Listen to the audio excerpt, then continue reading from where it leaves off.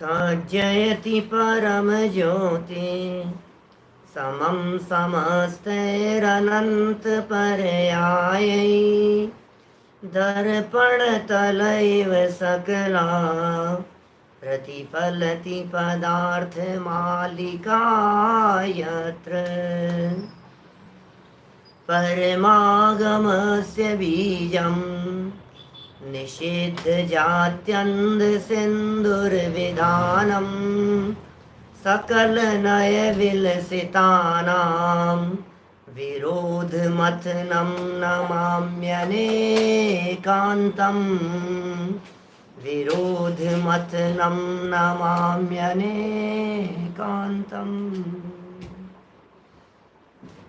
परमागम के सारभूत श्रावकों के जीवन को निर्मल और पवित्र बना देने के उद्देश्य से इस श्रावकाचार ग्रंथ की रचना हुई। अध्यात्म के सूक्ष्म विषयों को साथ में लेते हुए चरणानुयुग के विषयों का मार्मिक प्रवर्तन यहाँ आचार्य अमृतचंद्र स्वामी ने किया है। सम्यक दर्शन और सम्यक ज्ञान की रूपी अधिकार की पूर्णता के उपरांत सम्यक चारित्र अधिकार के अंतर्गत अहिंसाणुव्रत की चर्चा चल रही थी और अहिंसा की चर्चा को अपेक्षित विस्तार से यहाँ बतला रहे हैं। कैसी है यह अहिंसा, किस प्रकार की अहिंसा सच्ची अहिंसा जैन परंपरा में कहलाती है। बाहर में जीवों का घात न होवे और हिंसा का पाप लगे, बाहर में किसी प्राणी का घात हो भी जावे तो भी हिंसा का रंच मात्र भी पाप ना लगे। ये कैसी विचित्रताएं हैं, ये बड़े अद्भुत विषय हैं जिनागम के, जिन्हें हमें अत्यंत गहराई से जानना और समझना चाहिए। कल जो प्रकरण हमारा यहाँ हुआ है 47 नंबर श्लोक में, उसमें तो यह कह दिया था कि भाई तू भले ही प्रमाद से मारना चाहता हो, लेकिन सामने वाले के आयु कर्म की स्थिति भी तो होनी चाहिए। यदि सामने वाले की आयु कर्म की स्थिति पूरी नहीं होगी तो तुम्हारा प्रमाद क्या काम करेगा बताओ। माने तुम्हारे प्रमाद और कषाय से सामने वाले का तो कुछ सुधार बिगाड़ होना नहीं है। जो भी सुधार बिगाड़ होता है उसमें उस व्यक्ति का आयु कर्म, उस व्यक्ति का शुभ और अशुभ कर्म, वो उसमें निमित्त बनता है। कहने का अभिप्राय यह है कि हम दूसरे का बुरा करना चाहें तो उसका बुरा नहीं होता, किसी का अहित करना चाहें तो अहित नहीं होता, किसी के प्राण हरण कर लेने की भावना हो तो हमारे परिणाम दूसरे के प्राण हरण कर लेने में समर्थ नहीं होते। तो फिर हिंसा क्यों? बोले हिंसा तो इस आधार पर है कि दूसरा मरा या न मरा, लेकिन हमने अपने भाव प्राणों से अपना घात तो कर लिया। हमारे भाव प्राणों की हिंसा तो हो गई, हमारे शुद्धोपयोग रूप प्राणों का घात तो हो गया। आत्मा स्वभाव रूप परिणमन नहीं कर रहा है, इतना तो उसे हिंसा का दोष लगेगा। ये बहुत मार्मिक प्रकरण यहाँ बतलाया गया और आज एक नया प्रकरण यहाँ बहुत सुंदर शुरू हो रहा है, जिसमें ये कह रहे हैं कि भाई त्याग करना कितना जरूरी है। अविरमण और परिणमन रूप हिंसा का यह प्रकरण पुरुषार्थ सिद्धि उपाय के अलावा अन्यत्र कहीं लिखा हो, कहीं आया हो, ऐसा हमारे ख्याल में नहीं आ रहा। अविरमण रूप हिंसा और परिणमन रूप हिंसा बहुत मार्मिक प्रकरण है। ये पुरुषार्थ सिद्धि उपाय का अमृतचंद्राचार्य का लिखा हुआ, और ये दोनों प्रकार की हिंसा है। सारा जगत परिणमन हिंसा को ही हिंसा मानता है, लेकिन अविरमण में भी हिंसा का पाप है। व्रत नहीं लेने पर भी दोष है, त्याग नहीं करने पर भी निरंतर पाप है। ये कुछ विशेष चर्चा आज के इस श्लोक में अमृतचंद्राचार्य के माध्यम से की जा रही है। ये कुछ अलग हटके प्रकरण है और सच में जीवन बदल जाए उसके लिए है। व्यक्ति त्याग के लिए प्रयत्नशील होवे, व्यक्ति नियम लेने के लिए, व्यक्ति अपने लाइफ को संयम की तरफ बढ़ाने के लिए प्रयत्नशील हो, उसके लिए ये प्रकरण दिया गया है। आप देखिए, आपने इस प्रकार के कथन कई बार सुने होंगे कि संयम जिसके जीवन में नहीं है उसका जीवन बिना ब्रेक की गाड़ी के समान है। इसलिए समय समय पर संयम लिए जाते रहना चाहिए, प्रतिज्ञाएं लेते रहना चाहिए।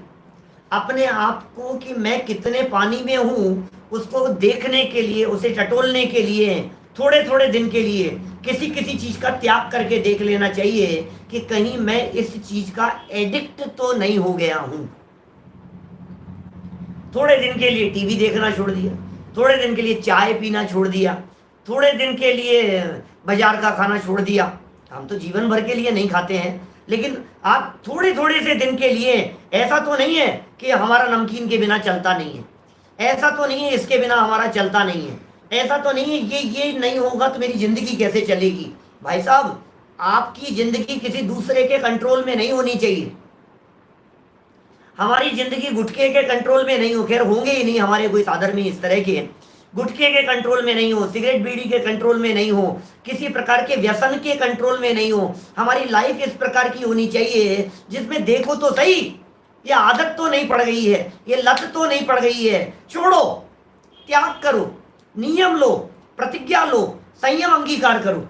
ख्याल में आती है बात क्या कह रहे हैं? देखिए 86 नंबर पेज पर 48 नंबर का यह श्लोक है जो कुछ इसी प्रकार की प्रेरणाएं देने वाला है। परघात की अपेक्षा भी हिंसा का सद्भाव बताते हैं। क्या कह रहे हैं? परघात की अपेक्षा, पीछे क्या श्लोक था? पीछे जो श्लोक था उसमें यह कहा गया था, हिंसा हो भी या न भी हो, कषाय भाव युक्त से हिंसा है।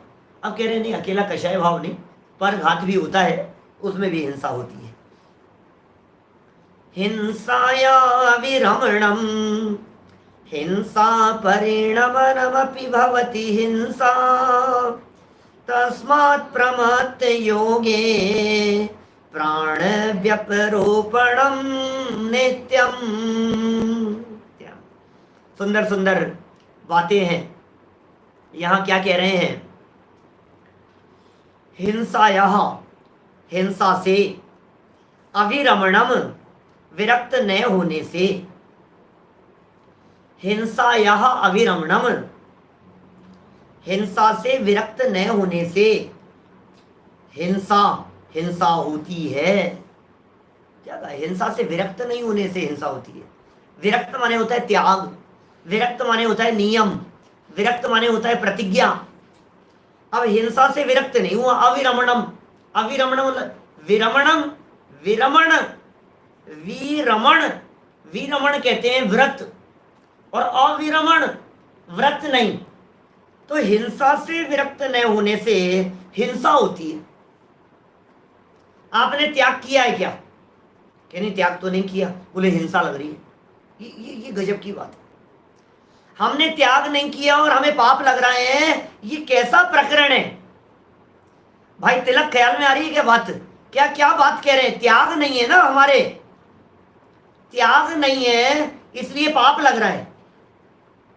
बोलो क्या है भाई साहब? हमने पाप किया ही नहीं है, हम रात को खाते ही नहीं है। कई लोग मिलते हैं, अभी चर्चा करूंगा थोड़ी सी, रात को खाने नहीं खाने वालों की, आलू प्याज खाने नहीं खाने वालों की, जमी गंध का त्याग करने नहीं करने वालों की, थोड़े से नियम संयम के संदर्भ में थोड़ी बहुत चर्चा। सुने तो सही, एक बार हमें पता तो लगे वस्तु स्थिति क्या है। देखिए आगे, परिणमनम, हिंसा रूप परिणमन करने से अपि हिंसा भवति, भी हिंसा होती है। तस्मात्, इसलिए, प्रमत्त योगे, प्रमाद के योग से, नित्यम, निरंतर, प्राण व्यपरोपणम, प्राणघात का सद्भाव है।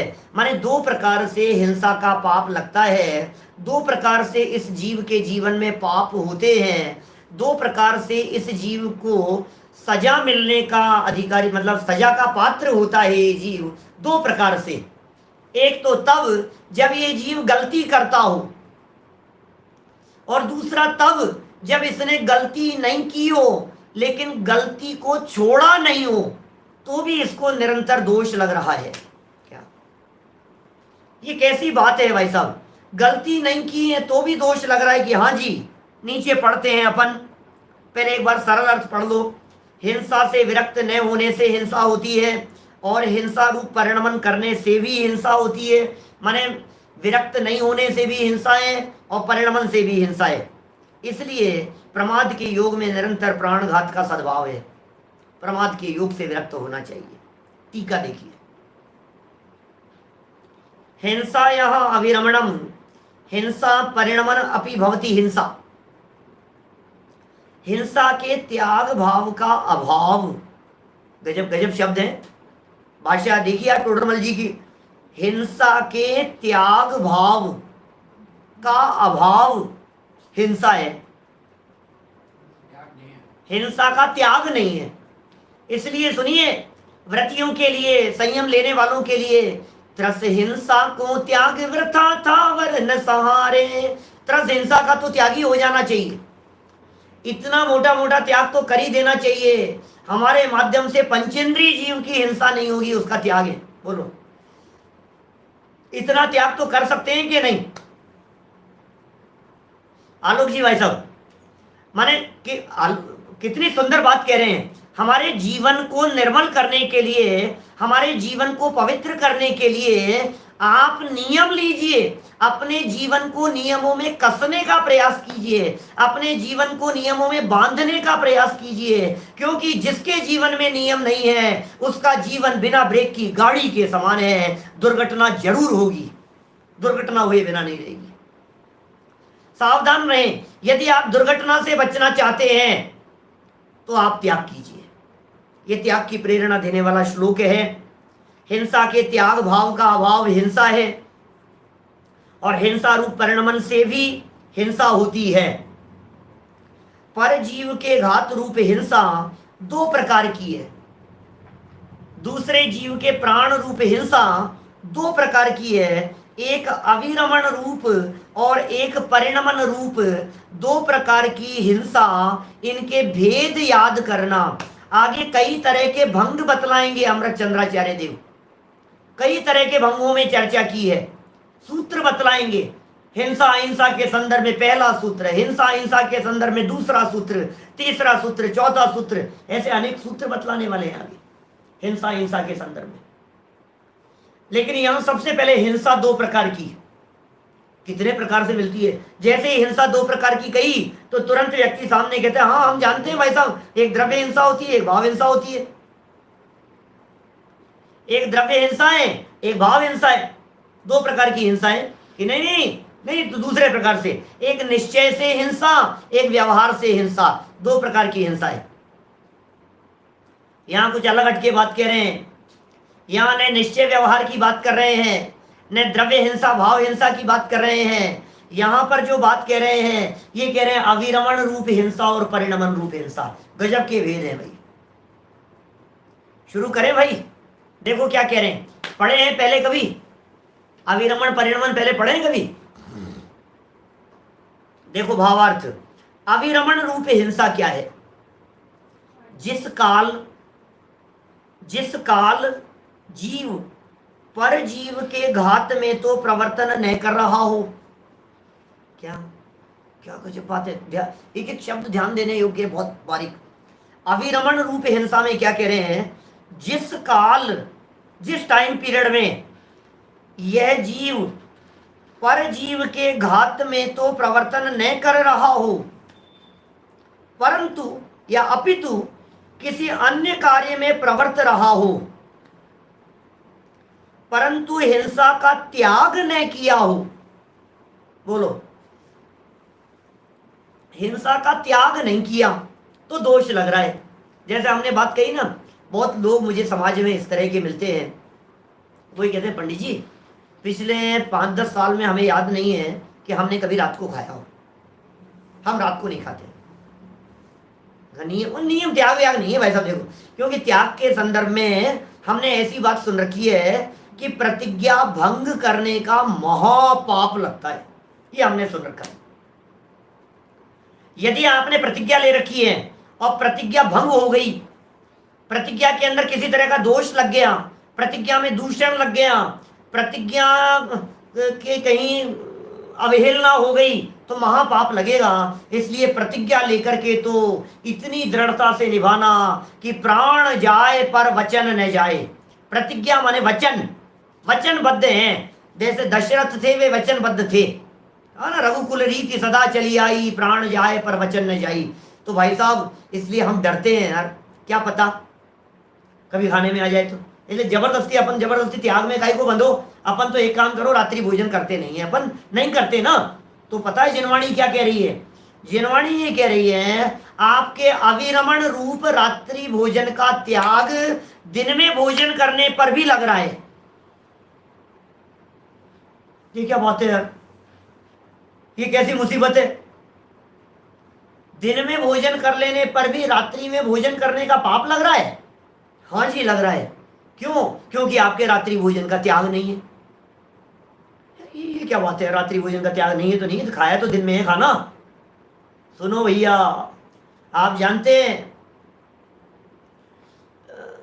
कभी पहले तो बहुत आते थे मेहमान, सामाजिक वातावरण बहुत अच्छा सौहार्दपूर्ण वातावरण रहता था।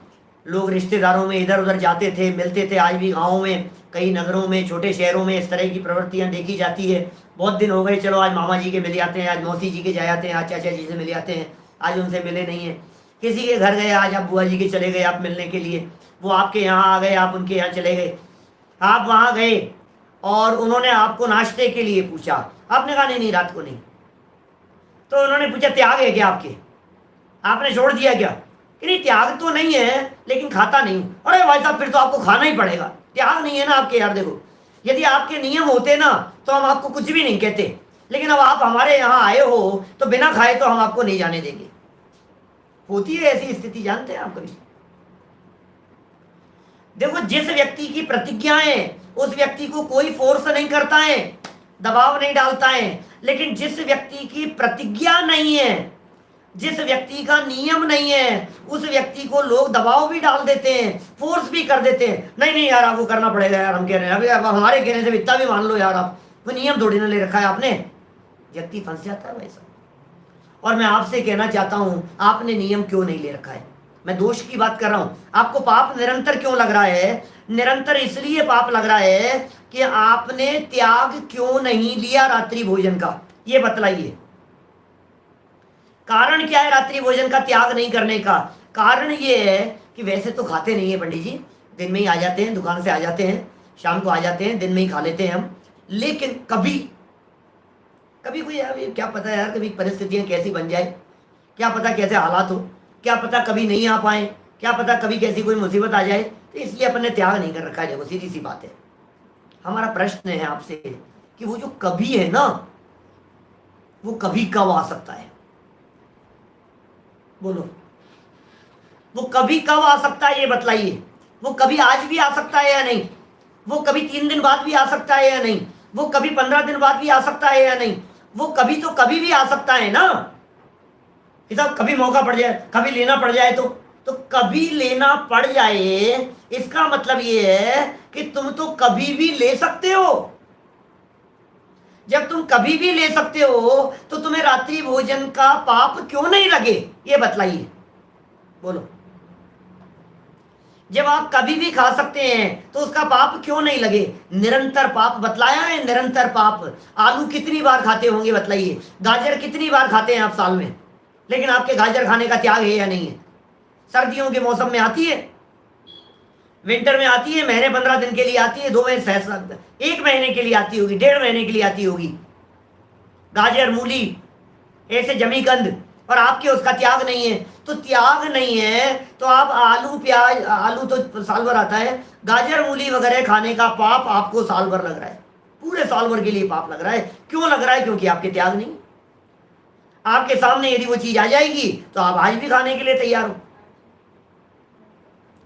आप देखिए जरा वस्तु स्थिति क्या, आचार्य देव की दृष्टि कितनी सूक्ष्म है। जिस विषय का त्याग नहीं किया जाता उस विषय का पाप इस जीव को निरंतर लगता रहता है, लगता रहता है, लगता रहता है। अरे नॉन स्टॉप त्याग नहीं होने की वजह से पाप लग रहा है। जब आप वीक में 1 दिन आलू खाते हो, जो लोग खाते होंगे उनकी बात कर रहा हूं, मैं समझता हूं 99% लोग तो नहीं खाने वाले ही होंगे हमारी सभा में, लेकिन फिर भी हो सकता है ना इस तरह के कोई लोग। आप महीने में एक दिन खाते हो ना, 28 दिन का त्याग किया जाए तो, सुनील जी कह रहे हैं हमारे, बोलो 28 दिन का त्याग करें तो कर दीजिए आप 28 दिन का त्याग, लेकिन आपका नक्की होना चाहिए 2 दिन कौन से दिन खाओगे। ऐसा नहीं चलेगा भाई साहब, वो 2 दिन के नाम पर पूरे महीने भर में कभी भी 2 दिन निकाल सकते हो आप, ये नहीं चलेगा। ये मायाचार नहीं चलेगी इस जगह पर कि ना 2 दिन खाने का रख लिया है हमने, तो अब 2 दिन के अंदर तो फिर सब। सुनो, हमारे यहाँ वनस्पति के संदर्भ में ऐसा कथन किया है शास्त्रों में, 10 लाख प्रकार की प्रत्येक वनस्पति बतलाई। आप जानते हैं, ग्रीनरी, ग्रीन वेजिटेबल, हरी साग सब्जियां, फल फूल पत्तियां, 10 लाख प्रकार की कही है प्रत्येक वनस्पति के प्रकार। आप जानते हैं 84 लाख योनियां हैं, उन 84 लाख योनियों में 10 लाख प्रकार की वनस्पति है। 84 लाख योनियों में 10 लाख प्रकार है वनस्पति के। अब आप कितनी वनस्पति खाते हो? है आपके पास में वनस्पति की लिस्ट, पूरे साल भर की लिस्ट? हम कहते हैं अनेक बार, आप लिस्ट बनाइए, कौन कौन सी ग्रीन सब्जी, हरी सब्जी आप खाते हैं, उसकी आप लिस्ट बनाइए।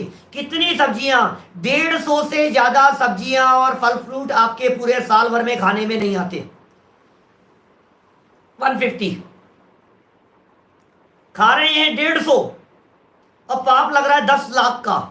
ये क्या बात है यार, 10 लाख का पाप, 10 लाख का पाप माथे पे चढ़ रहा है। हाँ जी चढ़ रहा है, क्योंकि कभी भी कोई नया फ्रूट आ गया, नई सब्जी आ गई, नई वेजिटेबल आपके सामने आ गई, और आप ये कहते हो इसमें क्या हो गया, ये तो हमारा त्याग तो है नहीं, आप खाने को तैयार हो जाते हो, क्योंकि आपके त्याग नहीं है। आपके पास में यदि लिस्ट फाइनल है कि इतने लिस्ट है हमारे पास में, ये हम खाते हैं, इसके अलावा यदि कोई नई चीज आएगी हम नहीं खाएंगे क्योंकि हमारी लिस्ट में नाम नहीं है, आपको उसका 10 लाख के पाप से बच रहे हो आप। सोचना जरा एक बार, गंभीरता से इस मुद्दे के ऊपर विचार करना, क्योंकि मैं नहीं कह रहा हूं, अमृत चंद्राचार्य अविरमण रूप हिंसा की बात कर रहे हैं, इस हिंसा की बात कर रहे हैं आप। मैं वो जो 2 दिन वाला जो प्रकरण उठा दिया था ना, ये बिल्कुल योग्य नहीं है बात कि साहब पता नहीं, वैसे तो हम ऑफिस से समय पर आ जाते हैं, रात्रि भोजन करते नहीं है, महीने में एक आध बार कभी हो जाए तो एक काम करते हैं ना, 25 दिन रात्रि भोजन का त्याग है और 5 दिन रात्रि भोजन कर सकते हैं। अब वो 5 दिन कौन से होंगे, महीने में कभी भी खा लेंगे 5 दिन, नहीं चलेगा, बिल्कुल नहीं चलेगा ऐसा। आप नक्की कीजिए, जिस दिन का आपने नक्की किया है उस दिन का त्याग होना चाहिए। क्या रोज का रख सकते हैं आप, बिल्कुल रख सकते हैं, रोजाना का, रोज का रोज त्याग कीजिए, लेकिन रोज का रोज याद नहीं रहता है ना, महीने का महीने त्याग कीजिए, एक एक वीक का त्याग कीजिए। और जो महाहिंसा जैसे रात्रि भोजन की बात कर रहा हूं, मुझे समझ में नहीं आ रही है मैं रात्रि भोजन के त्याग क्यों कर रहा हूं, मुझे समझ में नहीं आ रही है मैं आलू के त्याग की चर्चा कर क्यों रहा हूं, ये मुझे समझ में नहीं आ रहा है, क्योंकि ये तो जीवन भर के लिए त्याग कर देने जैसी चीजें।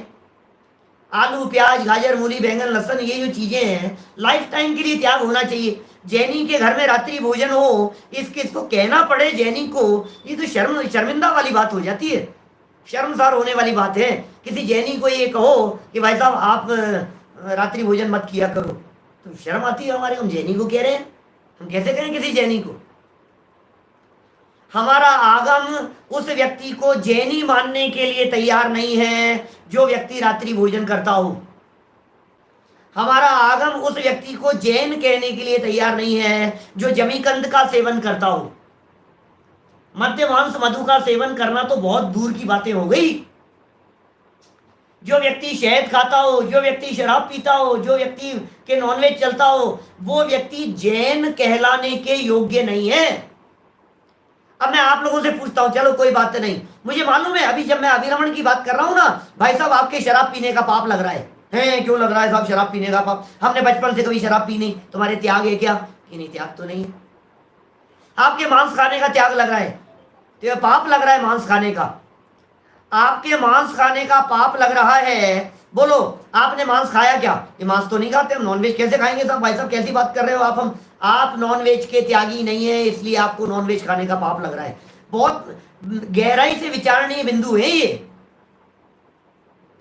आप गहराई से विचार कीजिए, प्रतिज्ञाबद्ध है या नहीं है आप उस चीज के लिए। कम से कम जीवन पर्यंत के लिए नॉनवेज का त्याग तो कर दीजिए। अब देखो भाई, आगे आएगी नॉनवेज की चर्चा भी, यहाँ अमृत चंद्राचार्य बतलाएंगे, मांसाहार के त्याग की भी बात बतलाएंगे, तब बातें थोड़ी विशेष रूप से मैं खोलूंगा। जिन पदार्थों के खाने में त्रस्त जीवों के घात का पाप लगता हो, वो मांस खाने के बराबर है क्या?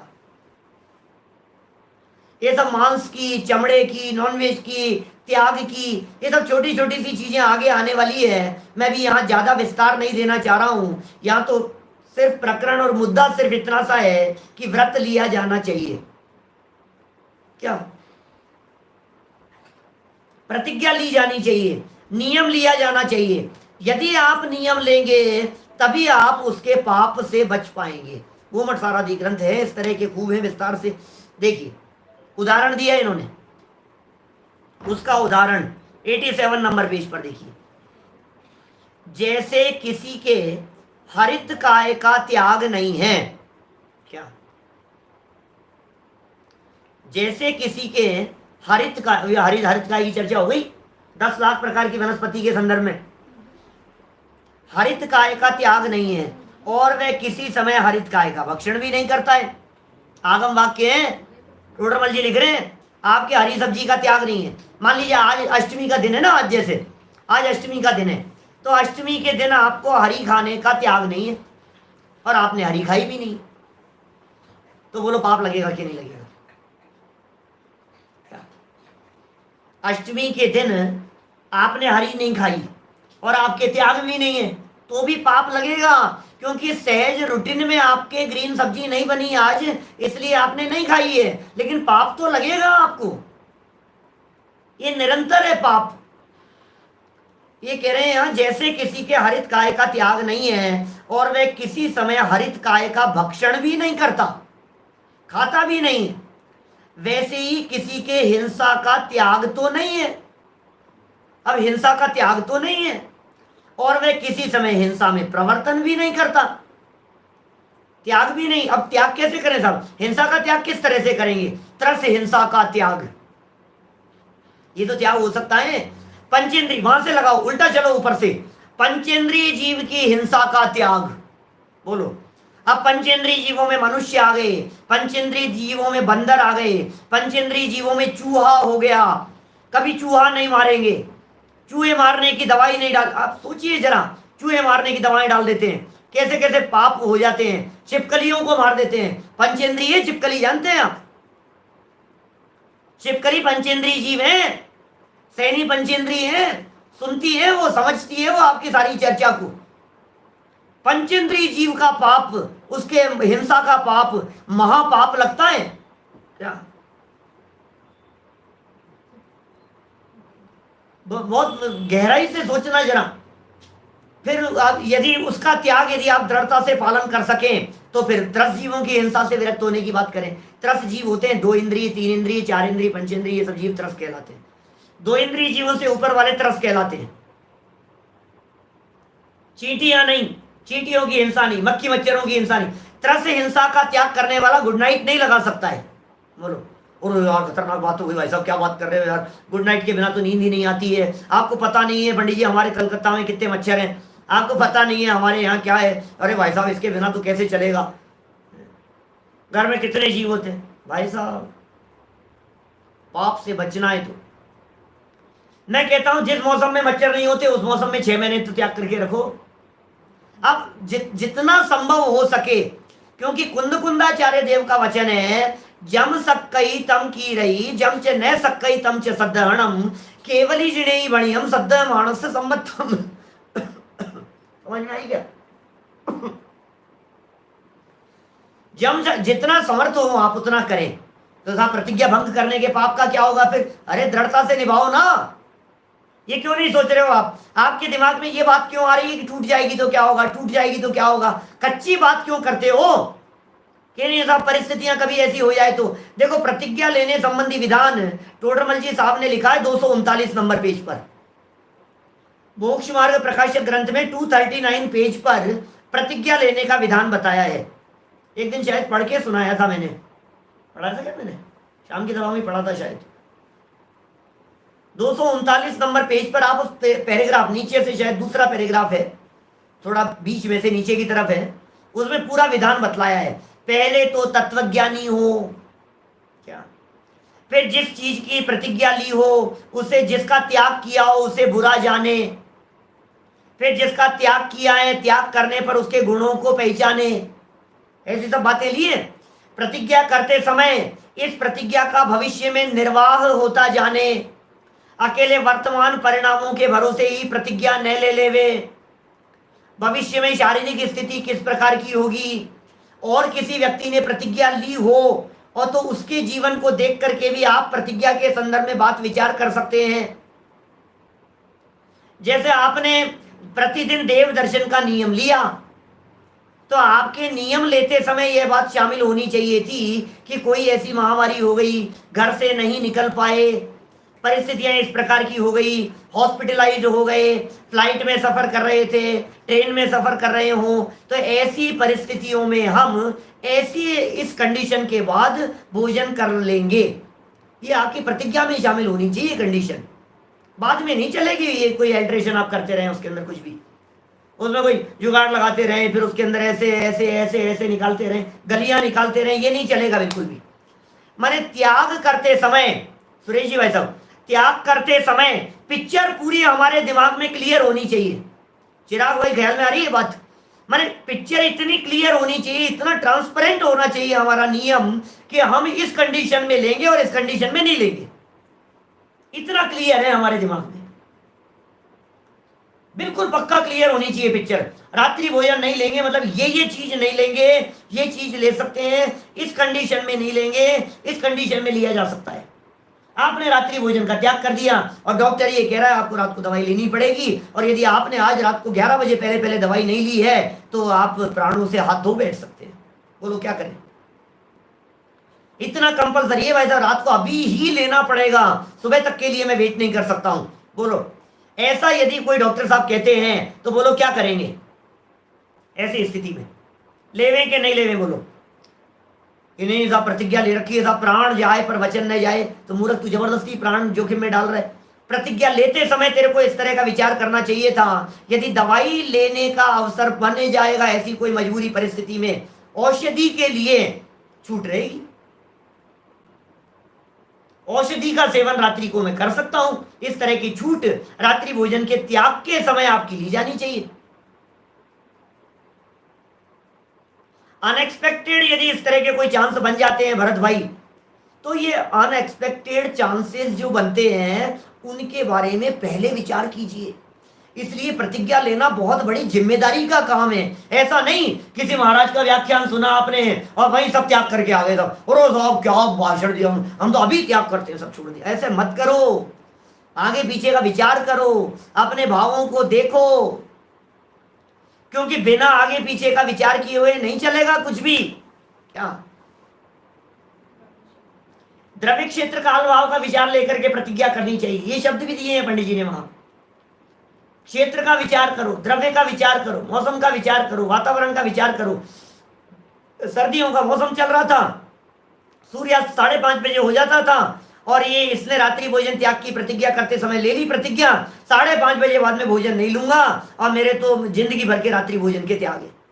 5:30 बजे बाद में नहीं लूंगा क्योंकि 5:30 बजे रात हो जाती है। मूर्ख तुझे पता नहीं है गर्मियों के दिनों में 7:30 बजे रात होगी, तब क्या करेगा?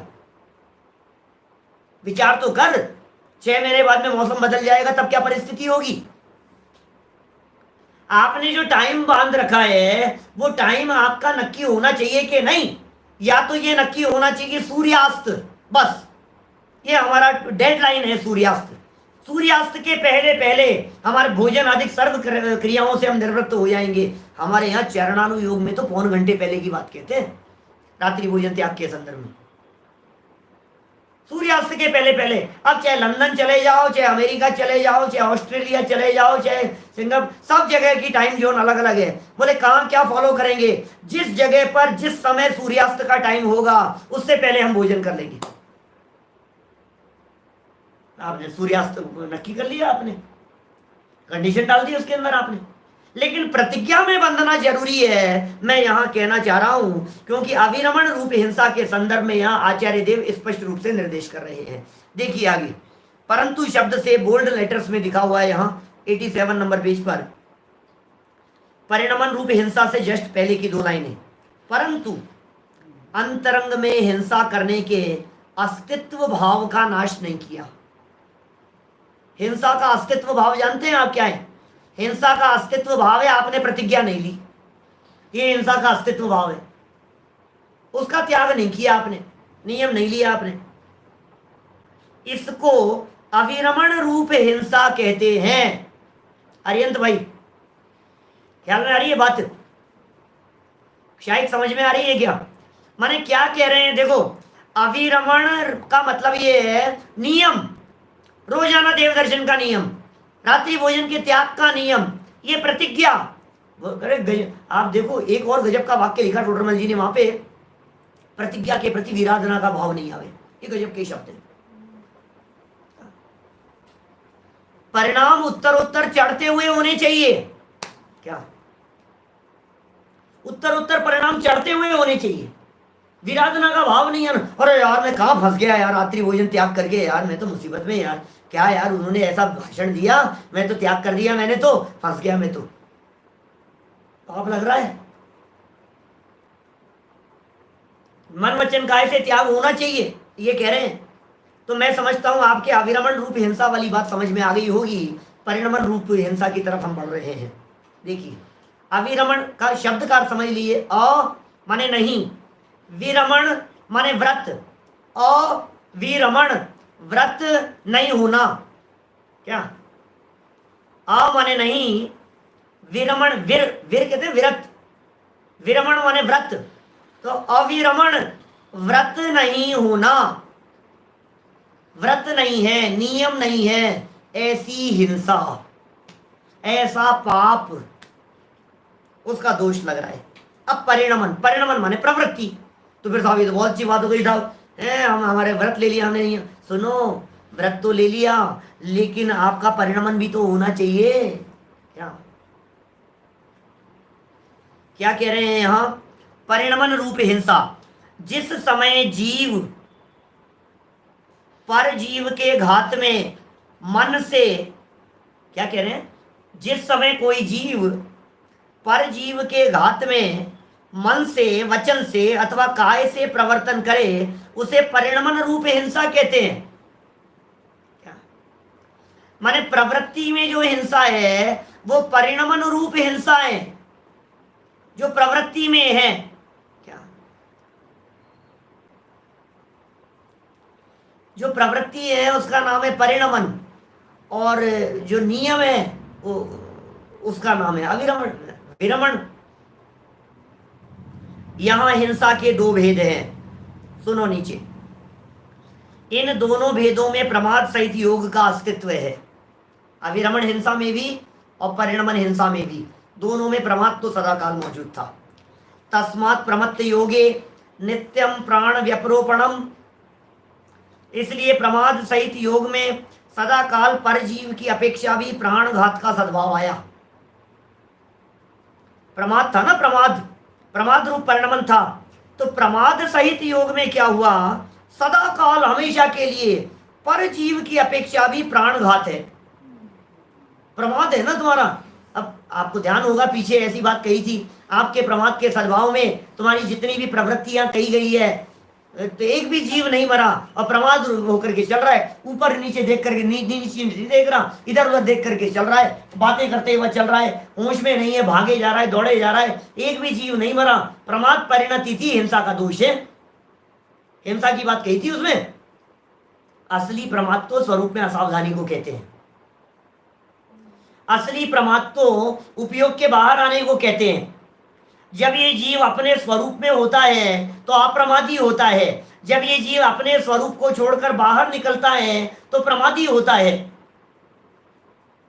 स्वरूप से बाहर निकलने का नाम ही प्रमाद है। इसलिए छठे गुणस्थान में महाव्रतों का दृढ़ता से पालन करते हुए भी प्रमत्त कहलाते हैं, प्रमादी कहलाते हैं। बोलो आप, ये जिनागम है भाई साहब।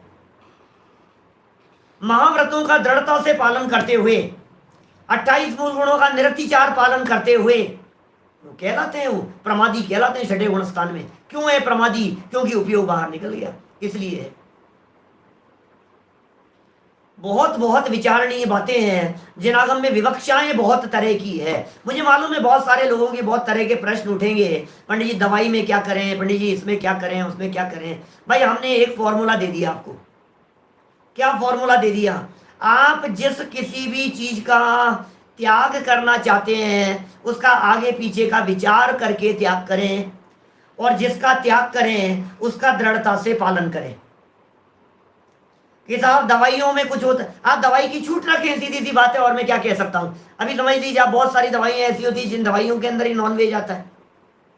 हार्ट की दवाइयां होगी, किडनी की दवाइयां होगी, समझ लो आप, जिनके ऐसी ऐसी जो कैंसर की दवाइयां हैं, ऐसा हो गया। अब उन दवाइयों में इसी तरह का है। या तो आप शुद्ध सात्विक आयुर्वेद का उपचार कराइए। यदि आप आयुर्वेद के उपचार से संतुष्ट नहीं है और आप यदि एलोपैथिक दवाइयां ले रहे हैं, तो फिर आपको त्याग करते समय सावधानी रखनी पड़ेगी कि हम इस चीज को लेंगे और इस चीज को नहीं लेंगे।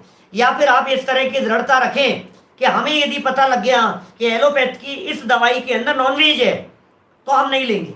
हमें यदि पता लग गया इस दवाई में नॉनवेज है तो हम नहीं लेंगे। आपने दृढ़ता रखी है, फिर आप इस तरह की डॉक्टर से स्पष्ट कह दी, नहीं डॉक्टर साहब इसके अंदर दवाई के अंदर नॉनवेज है, मैं नहीं लूंगा, मुझे पता लग गया मैं नहीं लूंगा, बिल्कुल नहीं लूंगा। जैसे बहुत तरह की दवाइयां होती, घुटनों में दर्द की दवाइयां होती है, मान लीजिए आप, ये आती है ना, क्या बोलते हैं इसको, जिनसे नहीं, ग्लूकोसामिन, ग्लूकोसामिन वगैरह, तो उनमें बहुत तरह की इस तरह की आती हैं। क्योंकि वो ग्लूकोसामिन जो बनता है ना, उसमें बहुत ऐसा भी बनता है जो वो हड्डियों से उससे बनता है। वो तो घुटनों में दर्द के लिए उस तरह की चीजें ली जाती है। सावधान रहिए। उसमें ऐसी भी आएगी जो मिलती है इस तरह की भी, जिनमें समझ लीजिए आप वो रेड कलर नहीं होगा, मार्क नहीं होगा। जैसे दवाइयों के अंदर तो शायद नहीं होता है इस तरह का, दवाइयों में तो इस तरह का विधान नहीं है, लेकिन तो भी बहुत इस तरह की भी आती हैं। आप नेट पे सर्च कीजिए, उसके इंग्रेडिएंट्स क्या क्या हैं वो सब देखिए आप, उसमें चीज़ें मिल जाएगी आपको। ग्लूकोसामिन, डॉक्टर साहब सही कह रहे हैं आप, ग्लूकोसामिन जो आता है उसमें ऐसा भी आता है ग्लूकोसामिन जिसमें आपका नॉनवेज नहीं है, सेलफिश वगैरह से फ्री है, एगलेस है वो, उसमें जीव नहीं है। हमारे अतुल भाई खा रहे हैं, वो मंगवाते हैं इस तरह की, वेजिटेरियन आती है वो। तो विवेक स्व विवेक से निर्णय लेवे हैं, ऐसा यहां कहना है। देखिए आगे, इसलिए प्रमाद सहित योग में सदा काल पर जीव की अपेक्षा भी प्राण घात का सद्भाव आया। भाई जहां प्रमाद है, असावधानी, कुछ भी खाओ यार आप तो होटल में, अरे सच कह रहा हूं मैं आपको, ऐसी ऐसी घटनाएं मुझे पता है। लोग जो मेरे से मिलते हैं और मेरे को बतलाते हैं, पंडित जी हमने कौन सी जगह पर होटल में जाकर के ऑर्डर दिया और चटनी आई, और वो चटनी हमने खाई, थोड़ा सा अजीब सा टेस्ट लगा हमारे को चटनी खाने पर, और हमने पूछ लिया ये किस चीज की बनी है। पता है क्या जवाब दिया उसने जवाब दिया लिजार्ड की चटनी है। लिजार्ड, लिजार्ड, छिपकली की, छिपकली की। वेज नॉन वेज होटलों की यह हालत है। वेजिटेरियन व्यक्ति, शुद्ध शाकाहारी भोजन करने वाला व्यक्ति नॉन वेज होटल में कुछ खा नहीं सकता है, होटल का खाने योग्य नहीं है। मैं बता चुका, मेरे तो सारे बाजार के त्याग हैं। माने जो व्यक्ति वेजिटेरियन है वो नॉन वेज होटल के अंदर यदि खाता है, मांस भक्षण का पाप लग रहा है उसको पता नहीं है क्या क्या चीज हो रही है। क्या होटल तो होटल ही है, क्या कहें आपको, महापाप के काम है भाई साहब। आप सोचो उस व्यक्ति ने इतनी वॉमिटिंग की, नॉन वेज खाते नहीं थे, छिपकली का वो खा गई, वो चटनी, क्या क्या खा गया, कुछ होश ही नहीं है क्या हो रहा है। ये दुनिया भर में कहाँ क्या क्या मिलावट हो रही है। आप यदि सावधान नहीं है, आप यदि असावधान हैं, तो महापाप लग रहा है। ये प्रमाद का दोष है, और क्या है। एक एक चीज को पूछिए, सावधानी रखिए। अच्छा तो यही है, आज इन कोरोना की परिस्थिति में कह रहे हैं बाहर का मत खाओ, बाजार का मत खाओ, बाजार की नमकीन कचौरी पकौड़ी मत खाओ, क्या पता क्या हालत होगी। क्या तत्काल त्याग कर देना चाहिए, हो सके तो बिल्कुल त्याग कर देना चाहिए, लेकिन विचार पूर्वक। अब आपने बाजार का त्याग कर दिया, तो बाजार के त्याग में भी आपको पता होना चाहिए बाजार का त्याग माने किस तरह का त्याग। सारी चीजें बाजार से आती है, बाजार में निर्मित चीज का त्याग, हमारे जो त्याग है वो बाजार में निर्मित कोई भी चीज, नमकीन बनी हुई है बाजार की बनी हुई है, मिठाई बाजार की बनी हुई है, कचौरी समोसे बाजार के बने हुए हैं, बली केले के बने हुए लेकिन बाजार के बने, तो ये जो चीज बाजार की बनी हुई है उस चीज का त्याग। बाकी तो गेहूं भी बाजार से आता है, चावल भी बाजार से आता है, दालें भी बाजार से आती है, सब चीजें हैं इस तरह की। तो आप विचार विवेक उसमें रखें, क्योंकि भाई साहब ये पाप जो है, सच बात तो ये है, मैं कितनी भी चर्चा कर लूं, आपके परिणाम आपके साथ में हैं और अपने परिणामों का फल तो अपने को ही भोगना पड़ेगा, मेरे कहने से कोई फर्क नहीं पड़ेगा। लेकिन आप जो काम कर रहे हैं इसका फल आपको भोगना पड़ेगा। आप जचे जो खाइए, आप जचे जैसा आचरण कीजिए, लेकिन इस बात का विचार रखिए, इस क्रिया का जब फल मिलेगा तो वो फल मुझे अकेले कोई भोगना पड़ेगा, दुनिया में कोई दूसरा सहयोग करने वाला नहीं होगा। इस बात का भी आपको विचार विवेक रखना पड़ेगा। अपने अपने कर्मों का फल सबको मिलता है, इसलिए भावना भाइये। अरे क्या बात कर रहे हो, हम तो उस त्याग की भावना भाने वाले लोग हैं। संत साधु बन के विचरूं वह घड़ी कब आएगी। बोलो, संत बन करके, साधु बन करके, अरे वीतरागी दिगंबर संत बन करके मैं विचरण करूं, वो घड़ी कब आएगी। हम तो उस त्याग की भावना भाने वाले लोग हैं। ये छोटे मोटे त्याग में दम क्या है। फिर भी ऐसे प्रैक्टिस, मैं कभी कभी कहता हूं लोगों से, 10 लक्षण पर्व आने वाले हैं, 10 लक्षण पर्व के बाद में अंतिम दिन इस प्रकार की बातें करता हूं कई जगह। 10 दिन के लिए रात्रि भोजन छोड़ दिया, आपने अच्छा जान के छोड़ा था कि बुरा जान के। आपने जब रात्रि भोजन का त्याग किया था तो आपने ये सोचा था ना कि यार रात्रि भोजन करना बुरी चीज है। तो जब आपने उसको बुरी चीज जान करके त्याग किया था तो फिर ये 11वें दिन दोबारा खाने की प्रवृत्ति कैसे हो सकती है, कैसे पड़ेगी भाई। सिर्फ और सिर्फ विचार के लिए मैंने आपके सामने मुद्दे रखे हैं। 2-3 लाइन और है, पढ़ करके पूरी करता हूं, समय सीमा हमारी समाप्त हो चुकी है। कल और सुंदर नए प्रकरण के साथ में, क्योंकि यदि परिणामों से ही हिंसा का संबंध है भाई साहब, तो फिर परिणाम ही सुधारो, क्रिया सुधारने की क्या जरूरत है। बहुत गजब का प्रश्न है। इस समाधान की, इसकी इस प्रश्न की चर्चा, मार्मिक व्याख्यान की, इसका मार्मिक व्याख्यान और मार्मिक जवाब अमृत चंद्राचार्य देव ने नीचे दिया है, तो करेंगे ही। देखिए, इसका अभाव तो तभी हो सकता है, किसका, प्रमाद का। पर प्राणों के घात जो प्रमाद से हुआ है उसका त्याग तो तभी हो सकता है जब यह जीव पर हिंसा का त्याग करके प्रमाद रूप न परिणमे। अब तुमने हिंसा का त्याग भी कर दिया और फिर भी प्रमादी हो तो पाप लग रहा है तुम्हारे। हमारे जो व्रती लोग होते हैं, तरफ हिंसा के त्यागी हो जाते हैं, अब फिर भी भाग रहा है तो भाई साहब पाप लग रहा है। परिणमन भी तो सुधरना चाहिए। आपने नियम तो ले लिया, नियम ले लिया, लेकिन परिणमन नहीं सुधरा तो उसमें भी पाप लग रहा है। नियम नहीं लेने पर भी पाप लग रहा है और परिणमन नहीं करने पर भी पाप लग रहा है। इसलिए परिणमन भी होना चाहिए और नियम भी होना चाहिए, इन दोनों बातों का पालन किया जाना चाहिए। इसलिए यह जीव पर हिंसा का त्याग करके प्रमाद रूप न परिणमे। जब तक प्रमाद पाया जाता है तब तक हिंसा का अभाव तो किसी भी प्रकार नहीं हो सकता। इसलिए असली चीज तो अमृत चंद्राचार्य कहना चाह रहे हैं, मूल में तो प्रमाद है। क्या क्या मूल में तो प्रमाद है। प्रमाद छोड़ो, प्रमाद छोड़ो, प्रमाद छोड़ो। प्रमाद छोड़ दिया तो सब काम हो गया, बस समझ लीजिए आप। आपने यदि प्रमाद नहीं छोड़ा तो सब गड़बड़ है मामला, और प्रमाद यदि छूट गया तो सारी चीजों से बच गए आप। कुल मिलाकर के जैन धर्म अप्रमादी होने का नाम है। हमारा पूरा का पूरा चरणानुयोग अप्रमादी होने की बात करता है। क्या देवेंद्र भाई, हमारा जो प्रमाद जैन धर्म है, हमारी जो जिनवाणी है, हमारा जो चरणानुयोग है, ये चरणानुयोग ये कहता है अप्रमादी हो, आलस छोड़ो, प्रमादी मत बनो। इस तरह से हम सभी अप्रमादी होकर अपने जीवन में अविरमण और परिणमन दोनों ही प्रकार के पापों से विरक्त हो। इसी मंगल भावना से बात को यहीं विराम देता हूं। जावाणी के ज्ञान ते तुझे लोकालोक सुवाणी मस्तक नमो सदा देत हूँ ढोक, सदा देत हूँ ढोक। 9 वर्णों का